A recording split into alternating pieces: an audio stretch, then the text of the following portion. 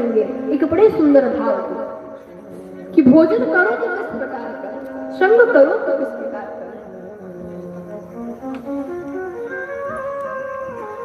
और जो श्याम सुंदर से जुड़ जाता है फिर उसके जितने भी सुख है, उनके जितने भी दुख है वो ठाकुर जी के हो जाते हैं। किस प्रकार? जिस प्रकार द्रौपदी के दुख को ठाकुर जी ने अपना दुख माना। द्रौपदी का जो चरित्र है बंधुओं, बड़े बड़े उपन्यास लिखे द्रौपदी के चरित्र, बड़े बड़े ग्रंथ लिखे गए हैं द्रौपदी के चरित्र पर। द्रौपदी कोई सामान्य स्त्री नहीं है। द्रौपदी कोई सामान्य स्त्री नहीं है, यज्ञ से नहीं है, यज्ञ से प्रकट होकर के आई है। जब द्रौपदी का स्वयंवर होने के लिए जा रहा था उस समय एक घटना हुई। द्रुपद देश में जब द्रौपदी का स्वयंवर होने के लिए आया, द्रौपदी जी का जो हृदय है वो बचपन से ही श्री कृष्ण के प्रति समर्पित रहा। बड़े हृदय में प्रेम है ठाकुर जी के लिए। वो पूरे स्वयंवर में केवल कृष्ण की प्रतीक्षा कर रही थी। महाभारत में वर्णन है, केवल कृष्ण की प्रतीक्षा कर रही थी कि हमारे श्याम सुंदर कब आएंगे। क्यों? क्योंकि वो उनके सामर्थ्य से परिचित थी, वो उनके स्वभाव से परिचित थी, वो उनके गुणों से परिचित थी, वो उनकी भक्त वत्सलता से परिचित थी। पूरा समाज अन्य अन्य राजाओं का स्वागत कर रहा, बड़े बड़े राजा आ रहे, लेकिन अहो द्रौपदी केवल माधव के विषय में सोच रहे थे। आज जब द्रौपदी को पता चला कि श्याम सुंदर आने वाले हैं, एक सुंदर नील कमलों का पुष्प का हार लेकर के, आज माला लेकर के अपने द्वार पर जाकर के खड़ी हुई, इंतजार कर रही है श्याम सुंदर कब आएंगे हमारे स्वयंवर। सामने से देखा द्रौपदी ने श्याम सुंदर आ रहे हैं, दौड़ी दौड़ी गई, लेकिन श्याम सुंदर के साथ अर्जुन नहीं थे। भगवान ने जब द्रौपदी को अपने समक्ष आते हुए देखा, भगवान ने इशारा किया कि ए द्रौपदी देख, ये जो तू माला लेकर के आ रही है ना नील कमलों की, ये अर्जुन के गले में डाल दे। अर्जुन के गले से? हाँ, हम दोनों अभिन्न हैं, हम दोनों नॉन डिफरेंट हैं, हम लोग भिन्न भिन्न नहीं है, हम एक हैं, हम नर और नारायण हैं। बद्रिका आश्रम में तो आज भी नर नारायण की पूजा होती है। हम नर और नारायण है, मेरे और अर्जुन में कोई भेद नहीं, हम एक है। बस यही सारे बातों का टेक है, यही टेक था सारी बातों का। आज द्रौपदी ने एक क्षण भी विचार नहीं किया। जो द्रौपदी बचपन से केवल कृष्ण को चाहती आई, केवल श्याम सुंदर की कल्पना करते आई, आज बस एक वाक्य सुना कि ए द्रौपदी मेरे और अर्जुन में कोई भेद नहीं, जा और चाकर की ये जो पुष्प की माला है अर्जुन के गले में डाल। आज द्रौपदी ने उस माला को अर्जुन के गले में डाल दिया। ठाकुर जी का मन बड़ा प्रसन्न हुआ। ठाकुर जी ने सोचा भैया इसने मेरे वाक्य पर तनिक भी विचार नहीं किया, झट से जाकर के मेरे एक वाक्य के कहे अनुसार मेरे वाक्य को सिरोधार्य करके इसने इस नील कमल की माला जो मेरे लिए बनाई थी अर्जुन के गले में डाल दी। हे द्रौपदी मैं जीवन भर ये संकल्प लेता हूँ, जीवन में मैं सदा तुम्हारे रखूंगा, ये संकल्प लेता हूँ मैं। और भैया वो एक माला अर्जुन के गले में डली, फिर वो माला पांचों के गले में डालनी पड़ी द्रौपदी। पांचाली कहलाई है द्रौपदी। सुंदर विवाह हुआ और फिर एक दिन वो दरबार। याद रखना, जब जब व्यक्ति को एक कॉमोडिटी के रूप में, एक वस्तु के रूप में जब जब व्यक्ति को माना गया है तब तब शोषण हुआ है, और जब जब शोषण हुआ है तब तब महाभारत का निमंत्रण हुआ है। जब जब व्यक्ति का शोषण हुआ है तब तब महाभारत हुआ है। वो तलवार लगा। युधिष्ठिर ने द्रौपदी को दांव पर लगाया। दुर्योधन ने धृतराष्ट्र को आज्ञा दी कि जा और जाकर के जहां पर भी हो उसको उसके केश को पकड़ करके खींचते हुए लेकर के आ। दुर्योधन ने अपनी जंघा पर टांग ठोकते हुए कहा, भैया ऐसे तो जितनी भी दासियां हैं उन सबको मैं अपने चरणों में स्थान देता हूँ, लेकिन जो थोड़ी सौंदर्यवान होती है मैं उसको अपने जंघे पे आसन दिया करता। दुशासन गया। उस समय द्रौपदी अन्य महल में। महाभारत वर्णन करता है कि उस समय माशक धर्म चल रहा था।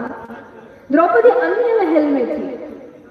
आपको जानकर के आश्चर्य होगा, द्रौपदी जी अलग बैठी हुई थी, कोने में बैठी हुई थी और केवल एक श्वेत वस्त्र को पहनकर, एक श्वेत साड़ी को पहन करके बैठी हुई है, और वो भी रक्त के कारण अरुण। उसी समय दुशासन आया, द्रौपदी से कहा, चलो तुम्हें सभा में बुलाया जा रहा है। तुम्हारे जो पति है उन्होंने तुमको दांव पर लगाया, चलो आज्ञा हुई है वहां पर कि तुम अगर ना आओ तो तुमको घसीटते हुए लेकर के आना है। द्रौपदी ने बहुत तर्क दिए। द्रौपदी कहती है, अगर मेरे पति सब कुछ हार ही चुके हैं तो उनको मुझे दांव पर लगाने का अधिकार किसने दिया? जो हर कुछ हार चुका है वो उसके पास कैसा अधिकार? वो मुझे किस प्रकार का दांव पे लगा सकता है? बहुत प्रकार से संबंधों की मर्यादा बताई है द्रौपदी ने, लेकिन जब तर्क बढ़ते गए तो शासन से बर्दाश्त नहीं हुआ। उसी समय दुशासन ने द्रौपदी की केश को पकड़ा और घसीटते हुए महाराज लाकर के सभा में छोड़ दिया। द्रौपदी चिल्ला रही।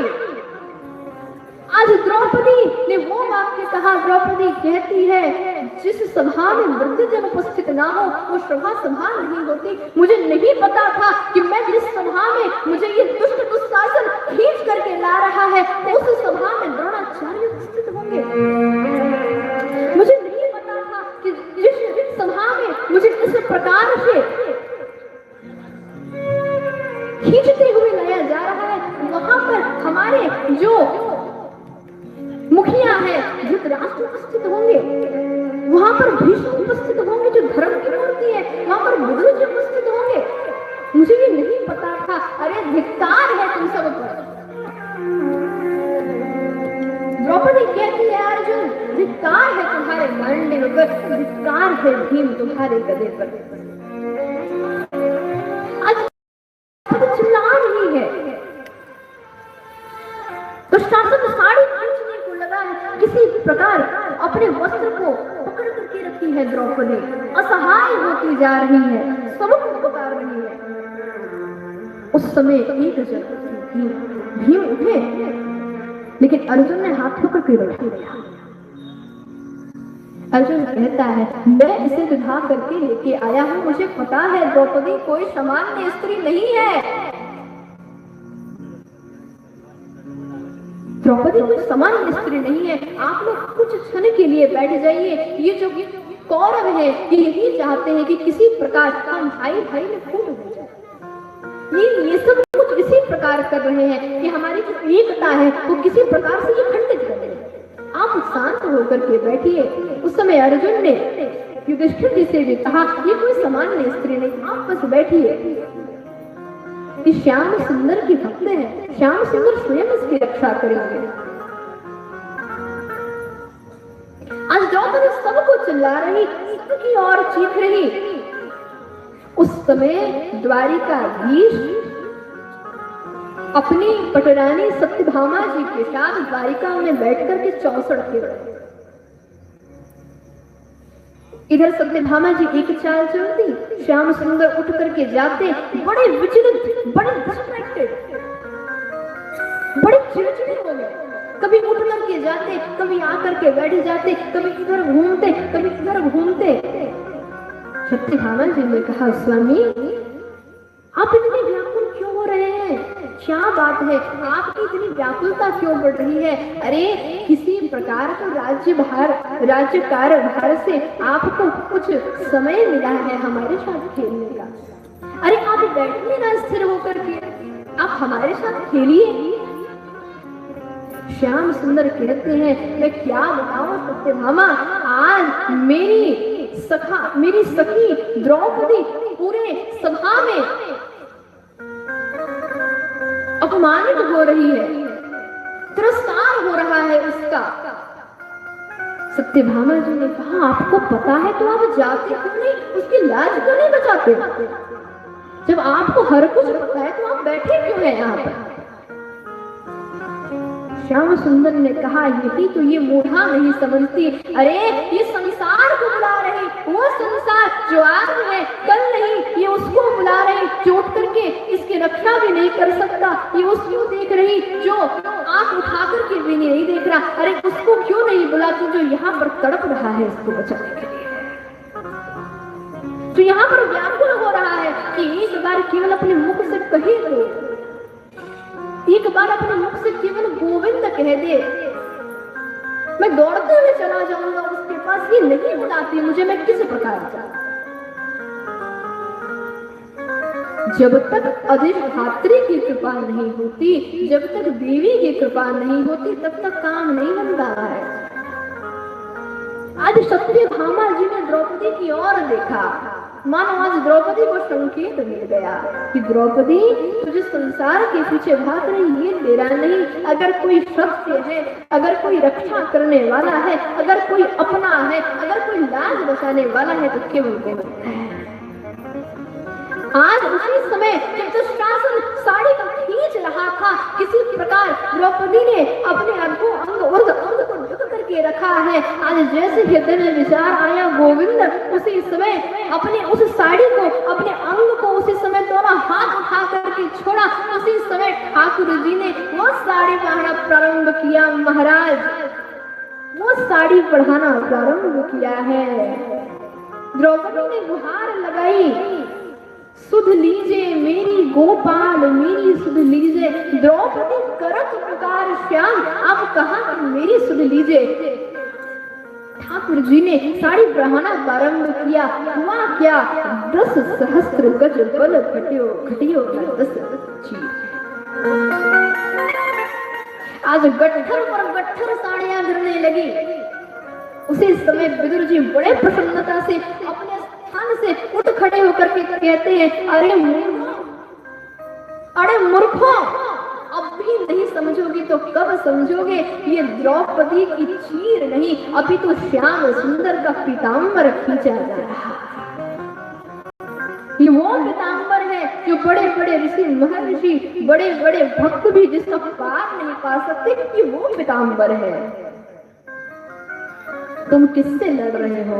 ठाकुर जी अपनी अपमान, अपना तिरस्कार भले बर्दाश्त कर ले, भले मुस्कुरा करके गुजर जाए, लेकिन जीवन में कभी अपने भक्त को तिरस्कृत होता, अपने भक्त को अपमानित होता नहीं देख सकते। आज द्रौपदी की रक्षा की है। जिस प्रकार द्रौपदी की रक्षा की, एक बड़ी सुंदर पंक्ति है। हम चाहेंगे यहाँ पर जितने लोग उपस्थित हैं, अपने आप को आज ना रख करके अपने स्थान पर आज द्रौपदी जी को रखो। ये सोचो कि हम नहीं, मान लो कि मैं द्रौपदी हूँ, मान लो कि मैं अर्जुन हूँ और मैं बहुत विकट परिस्थिति में हूँ, मैं किस प्रकार पुकारूं ठाकुर जी को। ये वो पंक्ति है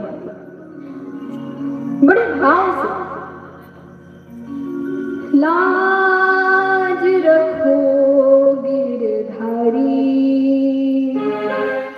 लाज रखो गिरधारी।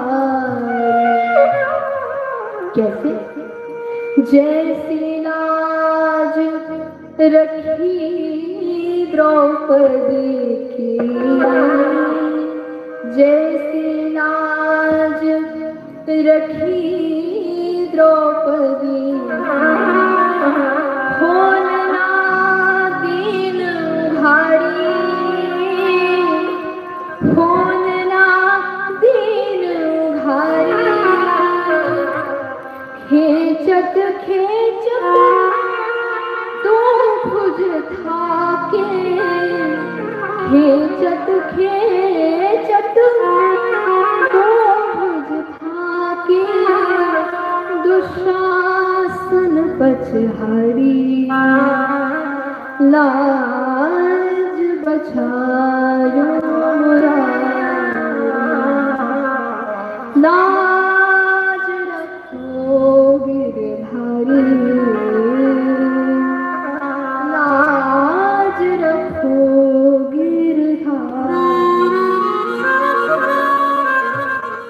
जैसी लाज राखी अर्जुन की, जैसी लाज राखी अर्जुन की।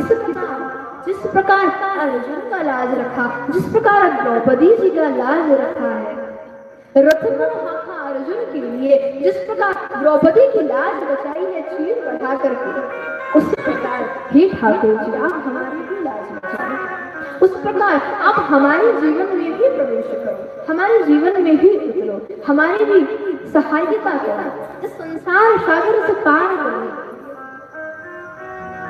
एक सुंदर अध्याय है। इसके बाद हम लोग एक सुंदर प्रसंग को सुनेंगे, उसके बाद बयान की ओर बढ़ेंगे। आसरा इस जहां का मिले ना मिले, आसरा इस जहां का मिले ना मिले, मुझको तेरा सहारा सदा चाहिए। आसरा इस जहां का मिले ना मिले, तेरा सहारा सदा चाहिए। आसरा इस जहां का मिले ना मिले, आसरा इस जहां का मिले ना मिले, मुझको तेरा सहारा सदा चाहिए। आसरा इस जहां का मिले ना मिले, मुझको तेरा सहारा सदा चाहिए। मुझको तेरा सहारा सदा चाहिए, मुझको तेरा सहारा सदा चाहिए।